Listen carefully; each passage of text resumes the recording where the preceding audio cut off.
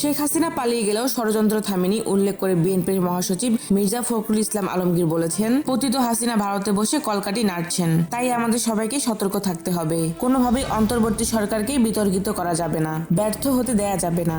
আজ বুধবার সন্ধ্যায় সিলেট উসমানী আন্তর্জাতিক বিমানবন্দরে সাংবাদিকদের তিনি একথা বলেন। সীমান্তে হত্যা বন্ধের দাবি জানিয়ে বিএনপির মহাসচিব মির্জা ফখরুল ইসলাম আলমগীর বলেছেন, সীমান্ত হত্যা কখনোই মেনে নেওয়ার নয়, ভারতের উচিত সীমান্তের হত্যা বন্ধ করা। বিএনপি সবসময় এ দাবি জানিয়ে আসছে। মির্জা ফখরুল বলেন, ফ্যাসিবাদ মুক্ত দেশ নতুনভাবে গড়ে তোলার দায়িত্ব সবার। দেশের গণতন্ত্র পুনঃপ্রতিষ্ঠার জন্যই বিএনপি কাজ করছে। বিএনপি মহাসচিব আরো বলেন, ফ্যাসিবাদ মুক্ত করতে আমাদের তরুণ প্রজন্ম লড়াই সংগ্রাম করেছে, রক্ত দিয়েছে, জীবন দিয়েছে।